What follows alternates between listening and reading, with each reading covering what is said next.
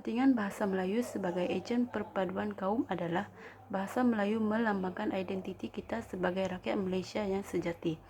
Hal ini kerana bahasa Melayu berperanan dengan jelas apabila bahasa Melayu mampu melahirkan semangat perpaduan, kekitaan dan kebangsaan dalam kalangan masyarakat di Malaysia. Oleh itu, bahasa Melayu ini penting dalam mengukuhkan perpaduan antara kaum dan keturunan serta perpaduan politik. Antara cara-cara menjadikan bahasa Melayu sebagai ejen perpaduan ialah mewajibkan mata pelajaran bahasa Melayu di sekolah rendah dan sekolah menengah, menjadikan bahasa Melayu sebagai bahasa pengantar di institusi pendidikan tinggi awam dan swasta, mewajibkan kaki tangan dan pegawai kerajaan menggunakan bahasa Melayu dalam urusan rasmi, dan yang terakhir, kerajaan perlu mengadakan kempen kesedaran bagi memartabatkan bahasa Melayu. Di sini saya ingin menjelaskan lebih terperinci mengenai kesan bahasa sebagai ejen perpaduan kaum pada sudut kesan positif. Okey, kesan positif yang pertama ialah dapat mewujudkan keharmonian di antara semua kaum. Pula pada kesan positif bahasa sebagai ejen perpaduan kaum yang kedua, iaitu dapat memartabatkan nilai identiti sebagai sebuah negara berbinang bangsa. Apabila kita menyentuh topik bahasa di negara Malaysia ini misalnya, akan timbul pelbagai reaksi kerana negara ini terkenal di mata dunia sebagai sebuah negara di mana rakyatnya atau masyarakatnya bertutur dalam pelbagai jenis bahasa yang dituturkan oleh contoh pada etnik maupun kaum. Maka daripada itu, setiap kaum atau etnik yang berbeza ini haruslah melatih mereka untuk bertutur sesama sendiri ataupun dengan individu yang berlainan bangsa dalam bahasa rasmi negara Malaysia.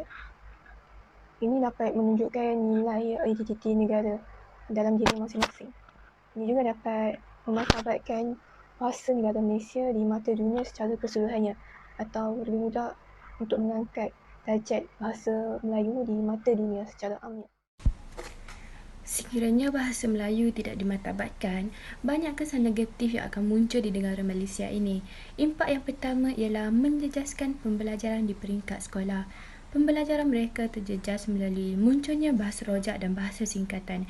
Kebanyakan pelajar sering menggunakan bahasa rojak untuk berkomunikasi dan menggunakan bahasa singkatan dalam penghadaran sistem pesanan ringkas, WhatsApp, Facebook, Telegram dan pelbagai aplikasi perhubungan lain. Apabila gejala ini dijadikan amalan harian, keadaan ini akan menjejaskan keputusan peperiksaan pelajar sama ada sekolah atau negeri. Kesan seterusnya ialah ciri-ciri bahasa Melayu akan pupus dan akan digantikan beberapa ciri-ciri bahasa Inggeris. Kehadiran bahasa rojak tersebut akan menggantikan bahasa Melayu yang sedia ada.